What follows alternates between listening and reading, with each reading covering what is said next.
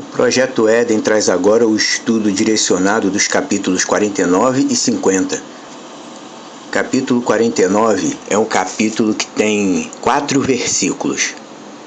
Ele diz assim: Naqueles dias, os santos e escolhidos sofrerão uma mudança. A luz do dia repousará sobre eles, e o esplendor e a glória dos santos será transformada. Naquele dia de tribulação, o mal será amontoado sobre os pecadores, mas os justos triunfarão em nome do Senhor dos Espíritos.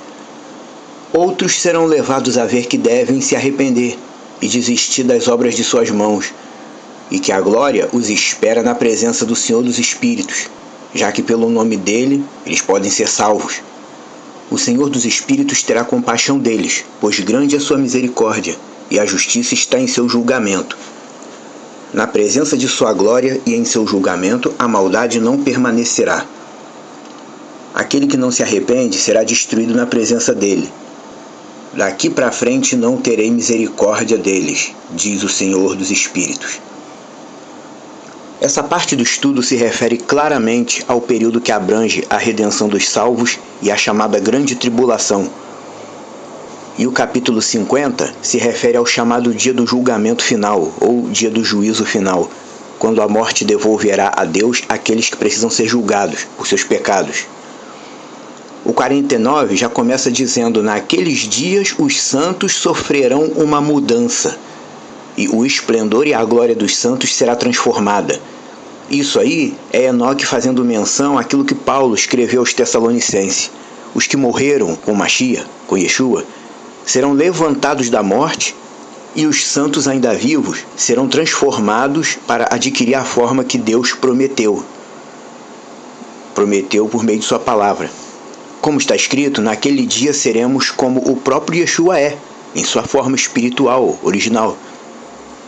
O versículo 3 diz: Outros serão levados a ver que devem se arrepender e desistir das obras de suas mãos, e que a glória os espera na presença do Senhor dos Espíritos, já que pelo nome deles podem ser salvos.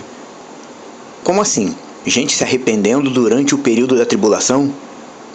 Tem gente que ainda não sabe direito se vai haver ou não salvação durante o tempo da grande tribulação. Mas como já podemos constatar, haverá salvação sim durante a tribulação.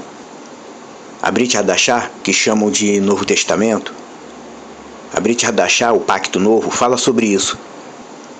O sistema evangélico faz uma confusão enorme quando fala sobre esse período da grande tribulação.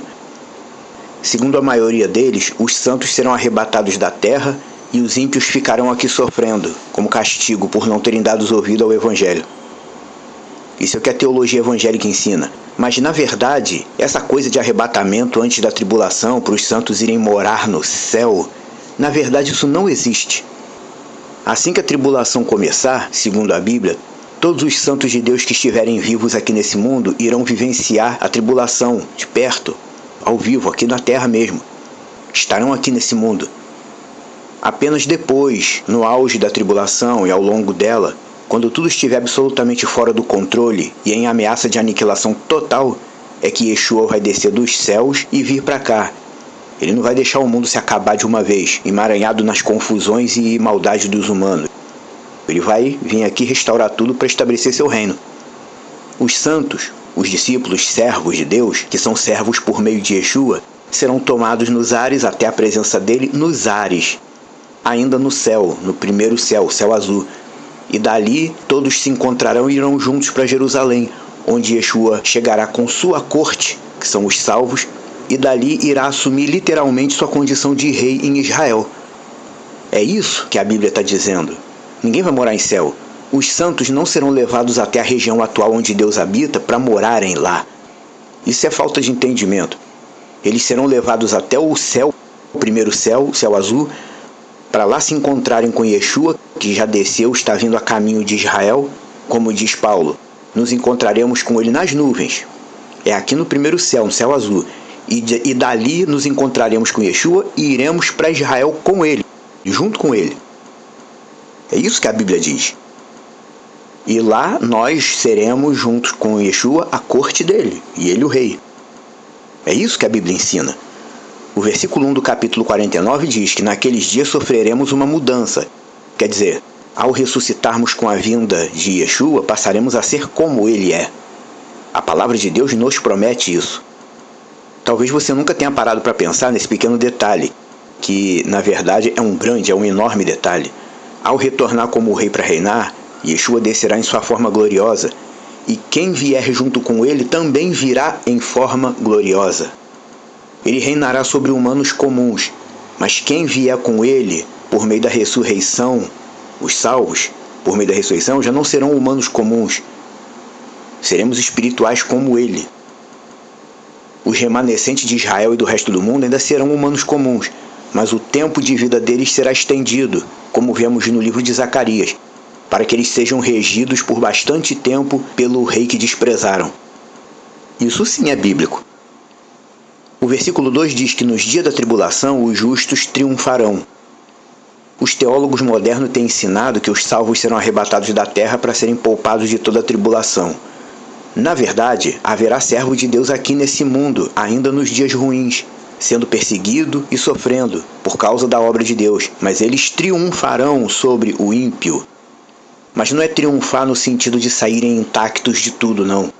Eles triunfarão no sentido de que nem toda a aflição do mundo os fará desistir do reino do céu nem sair do caminho de Deus. O triunfo é esse. Mesmo com toda a tribulação, eles permanecerão fiéis até o fim. Pois o verdadeiro triunfo de um salvo, no sentido bíblico, é isso. É permanecer fiel a Deus até o fim de sua vida, apesar de tudo.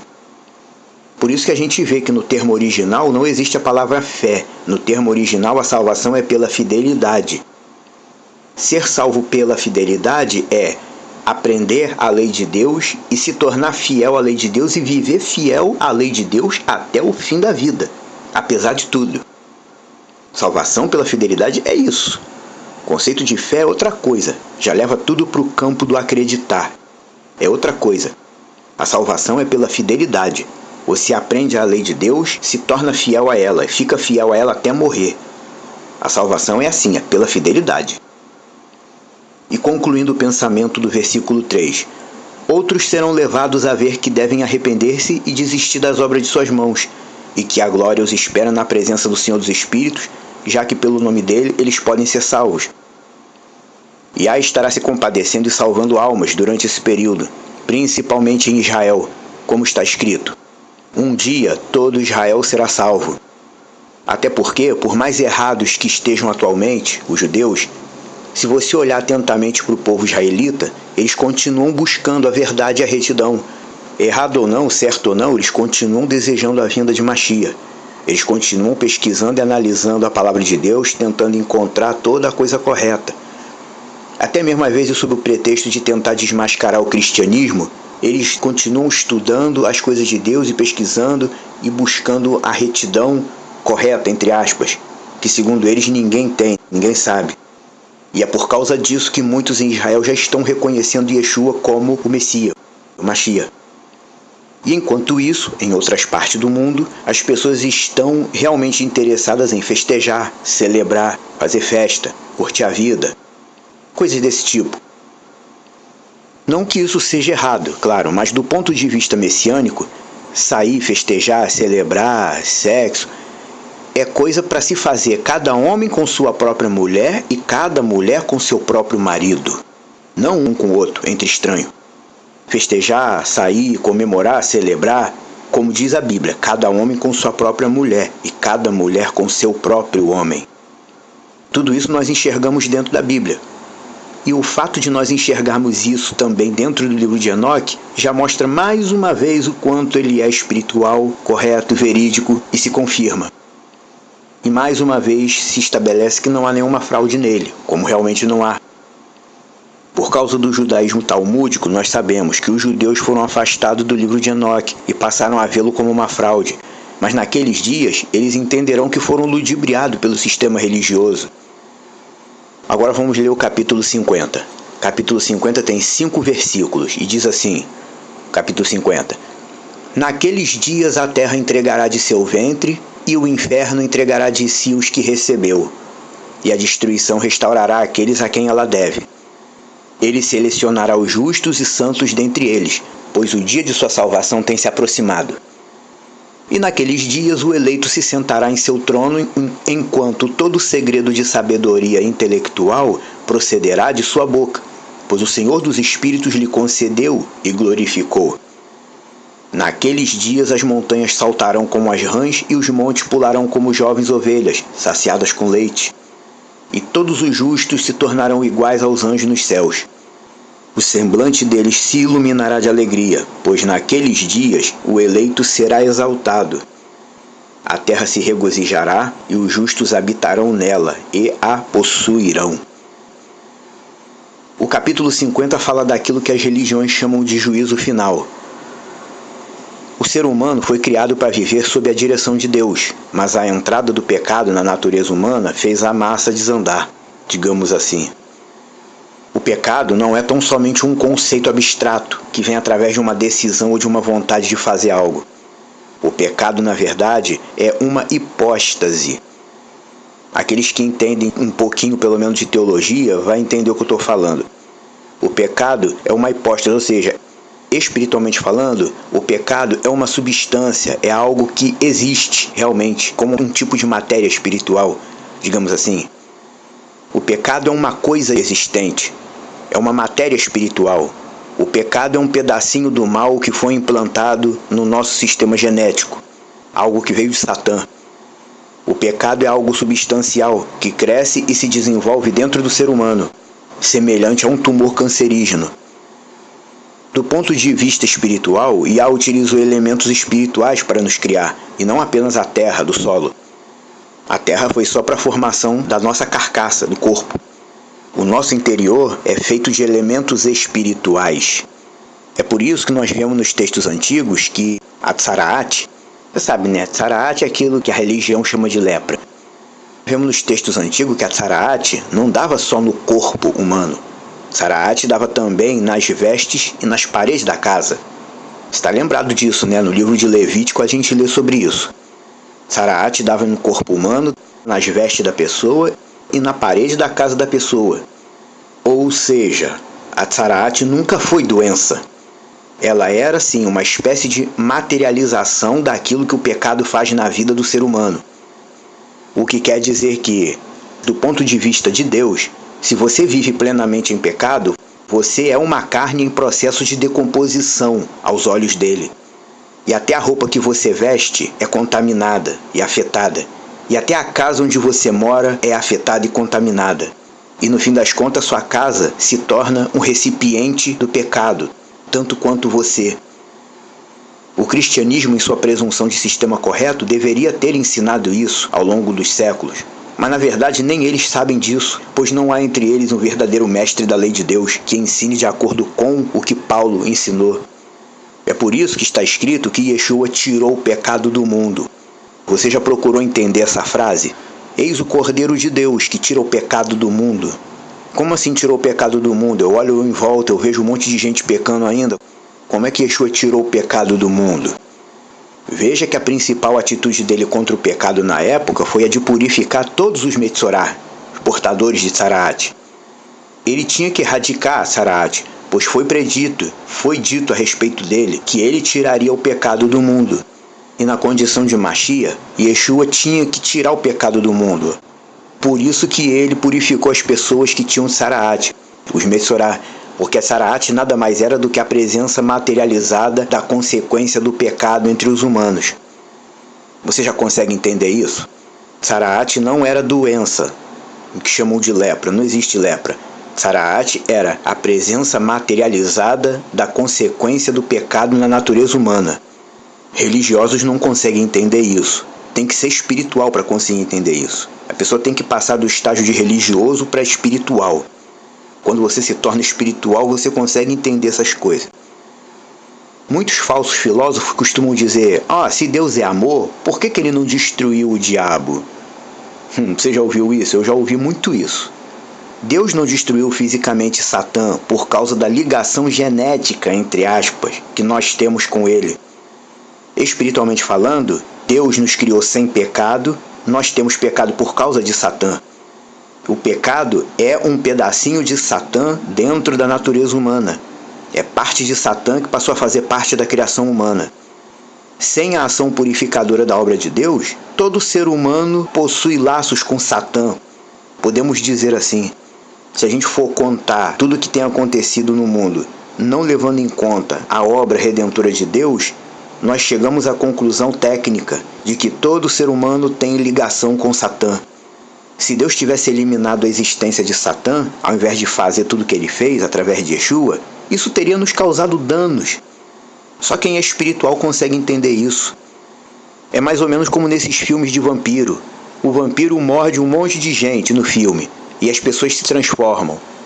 E quando mata o vampiro que mordeu todo mundo no filme, todo mundo que ele mordeu morre. É mais ou menos isso, se Deus tivesse destruído Satã, ia acontecer com a gente. Quem tem entendimento, entenda. Assim sendo, o capítulo 50 fala de julgamento. Yeshua foi o responsável por desfazer o laço com Satã que a gente tinha. Todos nós tínhamos laço com Satã. Yeshua desfez isso, e por isso ele conquistou o direito de ser juiz e julgará a todos. Yeshua sim, pode julgar todas as pessoas, ele pode julgar todo mundo. Ele conquistou esse direito. Naquilo que ele fez na cruz, ele conquistou o direito de julgar todo mundo. Por isso que no texto de João ele diz, o Pai não julga ninguém, mas confiou ao Filho todo julgamento. Yeshua conquistou o direito de julgar a todos. E por causa disso, aqueles que não reconhecem a obra dele e não vivem fiéis à obra dele, ao ensinamento dele, espiritualmente falando, continuam tendo laços com Satã, que é o pai destes. Como Yeshua se referiu aos pecadores, os hipócritas, lá dizendo, vocês têm como pai Satã, o diabo é o vosso pai, como está na versão bíblica. Fora da obra redentora de Yeshua, todo ser humano tem ligação com Satã. Você já conseguiu entender isso? E essa ligação é espiritual, por isso que por mais que a pessoa diga eu não quero pecar, a pessoa peca. Espiritualmente falando, é genético. Herdamos isso de Satã ao dar obediência a ele, uma vez na vida. Yeshua conquistou o direito de julgar a todos.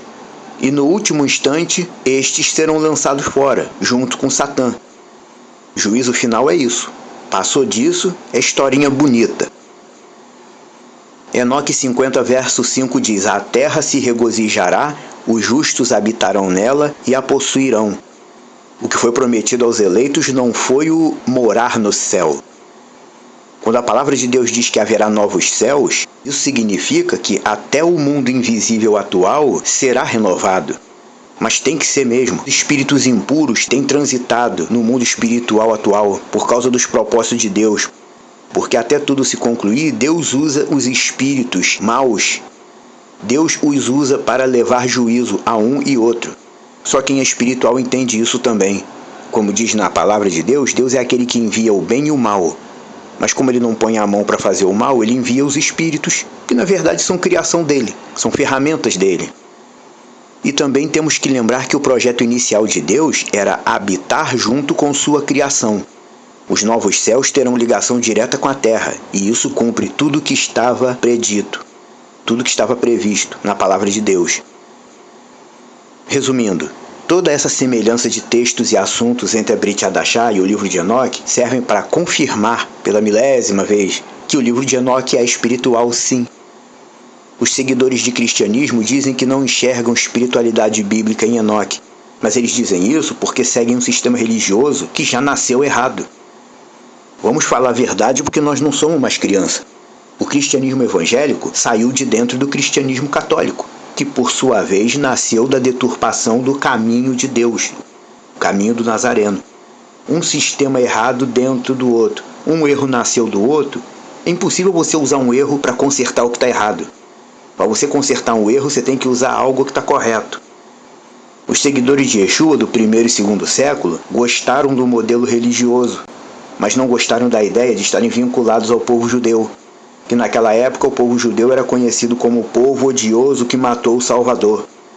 Ou seja, os estrangeiros que estavam seguindo o caminho de Deus gostaram do modelo religioso, digamos assim, mas não gostaram de estar vinculado ao povo judeu. Aí começaram a alterar tudo. E como os judeus da época também não queriam vínculos com os gentios, os das nações, eles botaram pilha e depois ficou tudo assim, separação total. E deu nisso tudo que nós temos visto aí hoje. Não há nenhum sistema de crença igual ao correto, só religiões. Você entende isso? E vamos seguindo em frente, estudando o livro de Enoque, cada vez mais estudando o livro de Enoque sem pré-julgamentos. Não venha para o livro de Enoque já procurando achar erros, procurando ver coisas erradas. Venha estudar sem pré-julgamentos, apenas olhando o que está escrito e comparando com o que tem na chamada Bíblia. Porque só assim você vai conseguir enxergar o quanto o livro de Enoque está à frente do próprio Novo Testamento. Na verdade, a Brit Hadashah é o quê? A Brit Hadashah são os escritos messiânicos que, se a gente for pesquisar direitinho, como eu já falei várias vezes em outros estudos, o que se tinha de escrito sagrado no primeiro século e antes de Yeshua nascer como humano era o quê? Era o livro de Enoque. Muitas coisas que Yeshua e os 12 falaram veio diretamente do livro de Enoque. Na verdade, o livro de Enoque foi o verdadeiro fundamento espiritual da Brit Hadashah. Vamos continuar estudando que você vai entender melhor isso. E vai ver que eu não estou dizendo nenhuma loucura. Amém? Até o próximo estudo.